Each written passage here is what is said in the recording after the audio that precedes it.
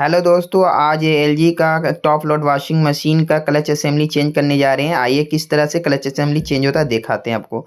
सबसे पहले back cover खोलना होता है। बैक कवर पीछे का जितना भी कनेक्शन होता है सब आपको जैक रहता है, जैक की लॉक सब निकाल लीजिए आप इसी तरह से जिस तरह से आप वीडियो में देख रहे हैं।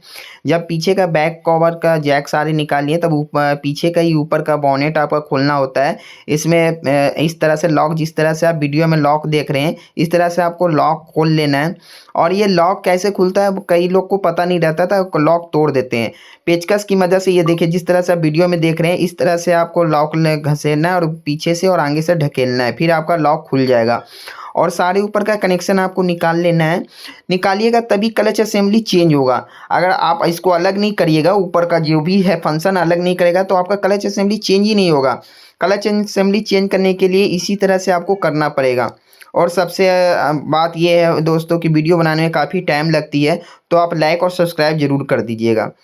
और इस तरह से आपको खोलना है। और यहाँ पे काफ़ी लोग ये आगे का जो खोलता है पीसीबी वाले, तो इसमें पेंच लगाकर खोलते हैं, तो वो तरीका गंदा लगता है, ख़राब है। आप टेस्टर की मदद से खोलिएगा तो ये लॉक आसान से खुल जाता है। अगर टेस्टर नहीं है आपके तो आपके पास क्लेम मीटर होगा, वो क्लेम मीटर का जो नोकीले होते हैं उससे लगाकर आप निकालिएगा तो ये निकल जाता है। तो वैसे ही तरीका सही है दोस्तों। और ये यहाँ पे मैंने पीसीबी देख रहा था खोल के, कहीं वायर वूड तो नहीं कटा हो, तो सब ठीक था।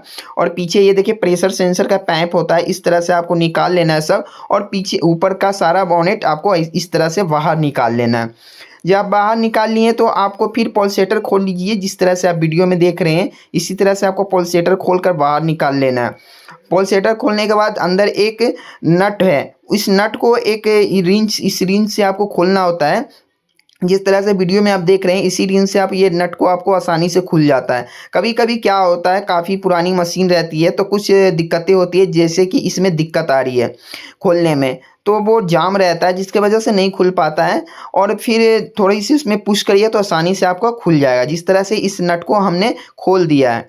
इस नट में दो चीज़ इंपॉर्टेंट है। पहला तो ये सबसे पहले ये वाशर, अगर ये वाशर नहीं रहेगा तो आपका मशीन में आवाज़ आएगी, तो ये सब का आप ध्यान रखिएगा। अगर वाशर आप नहीं लगाएं, बिना वाशर का आप कस दिए तो मशीन में आवाज़ आएगी। और उसके खोलने के बाद फिर आपको ये रिंग को खोल लेना है। रिंग में भी एक दिमाग है, एक छेद छोड़कर दूसरे छेद में पेंच कसना होता है, जैसा कि आप यहाँ पे देख रहे हैं। मैं यहाँ पे दिखा रहा हूँ आपको वीडियो में, देखिए कि यहाँ है, यहाँ का पास छूट गया, दूसरा वाला है, तो एक छोड़कर दूसरे में कसना होता है इस रिंग को। कई लोग क्या होते हैं लगातार कस देते हैं जिन्हें नॉलेज नहीं रहता है, और इस तरह से निकाल के ऊपर निकाल लेते हैं। फिर टी रिंच की मदद से आपको पीछे का बैक ये खोल लेना है लॉक, जो कि क्लच असेंबली के सेफ्टी के लिए रहता है कि क्लच असेंबली में कोई दिक्कत ना आए, इसी की वजह से ये लॉक कसा हुआ रहता है एलजी में।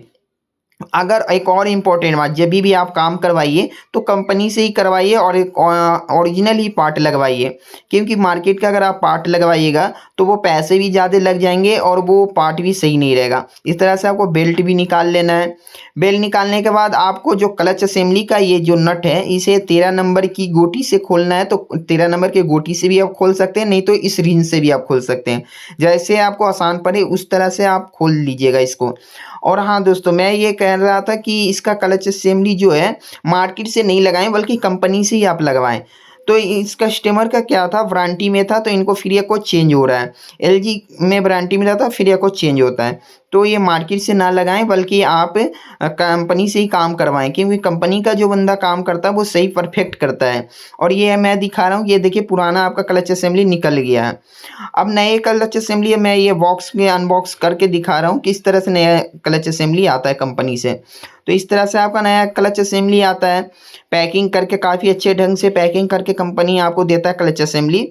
और इस तरह से आपको अब देखिए किस तरह से लगाना होता है। इस तरह से आपको लगाना होता है क्लच असेंबली। ऊपर का जो ब्रेक है वो ऊपर ड्रेन जो है ना, वहाँ पे आपको इसको लॉक में लगाना होता है।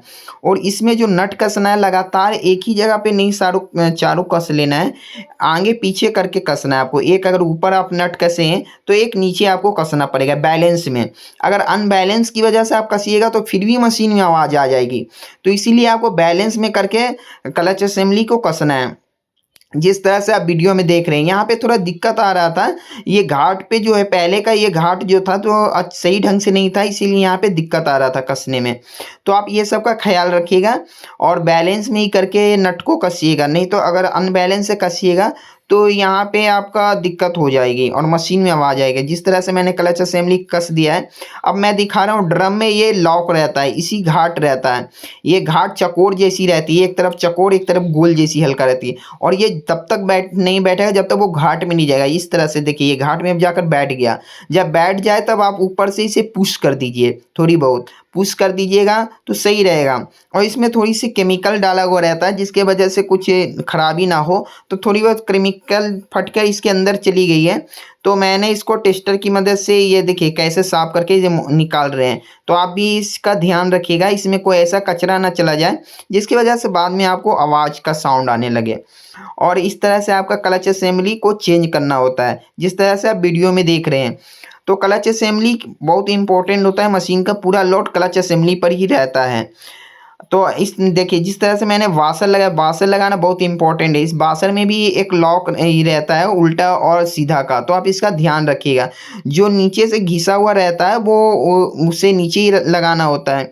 और मैंने ये पोलसेटर लगा दिया और पोलसेटर अब कस रहे हैं और क्लच असेंबली लग गया है। और इसी तरह से आपको लगाना है दोस्तों। तो मेरा वीडियो कैसा लगे आप लाइक सब्सक्राइब कमेंट करके ज़रूर बताइएगा। थैंक यू, धन्यवाद।